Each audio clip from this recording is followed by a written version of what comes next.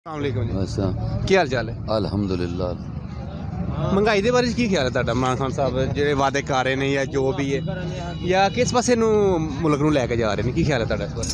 भाई जब हम पैदा हुए तो हम यही सुनते आए थे कि महंगाई होगी महंगाई होगी महंगाई। बस यही बात है। जब घी 15 रुपए का किलो था उस वक्त भी लेना बड़ा मुश्किल था, आज भी लेना बड़ा मुश्किल है। हमने तो यही देखा दुनिया के अंदर जो पाकिस्तान के अंदर जो अभी है, इसलिए ये किसी के बस की बात भी नहीं कि ज़्यादा महंगा कर जाओ या उसे सस्ता कर जाओ। अर्जानिया महंगाई किसी हाकम के बस की बात नहीं है, ये अल्लाह की तरफ से है पूरी दुनिया पे इस वक्त। ये नहीं कि हम किसी पार्टी के हैं या नून लीग के हैं या PTI के हैं, ये बात नहीं। बात ये है कि किसी भी दौर के अंदर कुछ भी हो सकता है, अल्लाह की मर्जी है। तो भाई ये लोग क्यों रो रहे हैं इतना कि बस हम मार गए, रुड़ गए, बस ख़त्म हो गया? बस कुछ रो के दिखाता है, कोई हंस के दिखाता है, कोई कहता है ठीक है चल रहा है, कोई कहता है नहीं चल रहा, रुक गया, बस इतनी बात है। सही है। तो आप क्या पैगाम देना चाहते हैं अपनी आवाम को? आवाम को तो यही कहेंगे कि जो भी आप 5 वक्त नमाज अदा करें, जब आप अल्लाह की बारगाह में झुकेंगे तो अल्लाह ताला आपके लिए आसानियाँ पैदा करेगा। ठीक है। तो हुक्मरान को क्या पैगाम देना चाहते हैं इमरान खान? हुक्मरान को भी यही है कि अल्लाह और उसके रसूल की अताअत करें और कवानीन के मुताबिक चलें तो कुछ भी नहीं होगा। शुक्रिया जी। ਕੀ ਹਾਲ ਚਾਲ ਹੈ? ਅੱਲਾ ਦਾ ਸ਼ੁਕਰ ਹੈ। ਜੇ ਤੁਸੀਂ ਕੀ ਕਹੋਗੇ ਜਿਹੜੀ ਇਹ ਮਹਿੰਗਾਈ ਵਧਣ ਰਹੀ ਹੈ, ਲੋਕੀ ਰੋ ਰਹੇ ਨੇ, ਕੀ ਕਹਿਣਾ ਚਾਹੋਗੇ? ਕਹਿਣਾ ਕੀ ਚਾਹੀਦਾ, ਚਲੋ ਉਹਨੂੰ ਪੂਰਾ ਆਪਣਾ ਹਿਸਾਬ ਹੈ ਜਿਹੜਾ ਵਜ਼ੀਰ ਆਜ਼ਮ ਹੈ, ਪਰ ਮੈਂ ਕੀ ਕਰਨਾ ਤੇ ਕੀ ਨਹੀਂ। ਉਹ ਚੀਜ਼ ਕਰਦਾ ਨਾ 2 ਰੁਪਏ ਮਹਿੰਗੀ ਤਾਂ ਦੁਕਾਨ ਵਾਲੇ ਕਰ ਸਕਦੇ 20 ਰੁਪਏ ਮਹਿੰਗੀ। ਸਹੀ। ਉਹਦਾ ਕੋਈ ਗੱਲਬਾਤ ਤਾਂ ਚਲੋ ਨਹੀਂ, ਕੋਈ ਹਿਸਾਬ ਤੋਂ ਉਹਨਾਂ ਦੀ ਮਿਹਰਬਾਨੀ, ਚਲੋ ਕੋਈ ਰਿਆਤ ਥੋੜਾ ਬਹੁਤਾ ਕਰ ਛੱਡਣ। ਆ ਮਾੜੇ ਬੰਦੇ ਅਸੀਂ ਤੇ ਟੁੱਕਰ ਪਾਣੀ ਤੇ ਪਿਆ ਖਾਈਏ।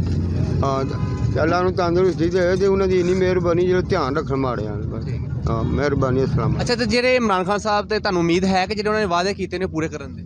ਅੱਗੇ ਦੀ ਜਿਹੜਾ ਕੀਤਾ ਕੋਈ ਅੱਜ ਤੱਕ ਪੂਰਾ ਹੋਇਆ ਨਹੀਂ, ਤੇ ਅੱਗੋਂ ਦੀ ਵੇਖੋ ਜੋ ਮਨਜ਼ੂਰ ਹੈ। ਯਾਨੀ ਕਿ ਨਹੀਂ ਉਮੀਦ ਹੈ? ਉਹ ਉਮੀਦ ਨੂੰ ਛੋੜੀ ਜਿਹੀ ਹੋਏ ਕੋਈ ਨਹੀਂ, ਉਮੀਦ ਨੂੰ ਕੀ ਕਰਨਾ।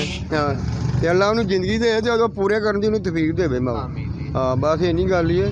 ਤੇ ਚਲੋ ਸਾਡੇ ਮਾੜਿਆਂ ਦੀ ਦੁਆ ਹੀ ਅੱਲਾ ਉਹਨੂੰ ਪੂਰੀ ਕਰਨ ਦੀ ਮਿਹਨਤ ਦੇ ਦੇ ਤੇ ਤਾਂ ਚਲੋ ਅਸੀਂ ਤੇ ਹਿਸਾਬ ਤੋਂ ਮੇਰਾ ਤਾਂ ਹਿਸਾਬ ਨਹੀਂ ਲੱਗਦਾ ਪਿਆ ਅੱਗੋਂ। ਹਾਂ ਜਿੰਨੀ ਦੁਨੀਆ ਸਾਰੀ ਆਵਾਮ ਜਿਹੜੀ ਹੈ ਸਾਰੀ ਬਲ ਖਰਾਬ ਹੈ। ਤੇ ਅੱਗੇ ਕਰੋ ਉਹਨੂੰ ਅੱਲਾ ਦਾ ਘਰ ਛੇੜੇ ਉਹਨੂੰ ਆਵਾਮ ਨਹੀਂ ਕਰਨਾ ਨਾ।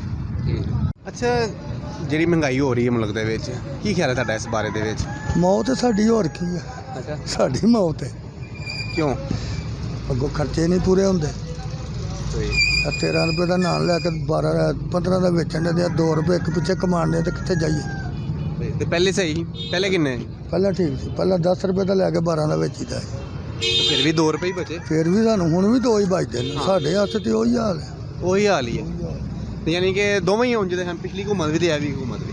ਨਹੀਂ ਘੁੰਮਤਾਣਾ ਸਾਡਾ ਅਸੀਂ ਤਾਂ ਆਪਣੀ ਰੋਟੀ ਦੀ ਗੱਲ ਕਰਨੇ ਆ। ਘੁੰਮਤਾਣਾ ਸਾਡਾ ਕੀ? ਯਾਨੀ ਕਿ ਮਹਿੰਗਾਈ ਨਾਲ ਵਾਹਵਾ ਫਰਕ ਪਿਆ ਵੇ। ਬੜਾ ਜਿਹਾ ਤੁਹਾਨੂੰ ਦੱਸਿਆ ਨਹੀਂ, ਕਿਤੇ ਖਰਚੇ ਨਹੀਂ ਪੂਰੇ ਹੁੰਦੇ।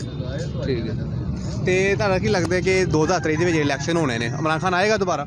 ਸਾਨੂੰ ਤੇ ਪਤਾ ਨਹੀਂ, ਜਾਣਾ ਹੀ ਨਹੀਂ ਹੈ। ਸਾਨੂੰ ਤੇ ਪਤਾ ਨਹੀਂ, ਜਾਣਾ ਹੀ ਨਹੀਂ ਨੇ। ਕਿਉਂ? ਆਹੋ ਇਹਨੇ ਕਿਤੇ ਜਾਣਾ?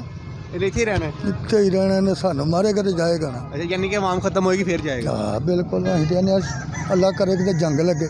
ਅੱਛਾ। ਓਏ ਆਹੋ ਜਿਹੜੇ ਕੋਈ 4 ਜੀ ਹਨ ਉਹ ਤੇ ਤੇ ਸਕੂਨ ਜੰਗ ਲੱਗਣ ਨਾਲ ਕੀ ਹੋਏਗਾ? ਉਹ ਜਿਹੜੇ ਬਚਣਗੇ ਉਹ ਤਾਂ ਸਕੂਨ ਨਾਲ ਖਾਣਗੇ। ਇੱਥੇ ਕੀ, ਇੱਥੇ ਮਾੜੇ ਬੰਦੇ ਆ, ਮਜ਼ਦੂਰਦਾਰ ਬੰਦੇ ਆ, ਕਿ ਰੋਟੀ ਤੋਂ ਤੰਗ ਹੋਏ ਦੇ ਆ। ਠੀਕ ਹੈ। ਦੱਸੋ। ਯਾਨੀ ਕਿ ਜੰਗ ਲੱਗ ਜਾਏਗੀ, ਸਾਰੇ ਮਰ ਜਾਂਦੇ, ਜਿਹੜੇ ਬਚ ਜਾਂਦੇ ਉਹ ਫਿਰ ਮੌਜਾਂ ਕਰਨ ਦੇ। ਆਹੋ ਉਹਨਾਂ ਨੂੰ ਸਹੂਲਤ ਹੋਏਗੀ। सब्सक्राइब बटन पर क्लिक करें और बेल के निशान पर भी क्लिक करें ताकि हर वीडियो आपको मिल सके। तो वीडियो लाइक करना मत भूलिएगा। अल्लाह हाफिज।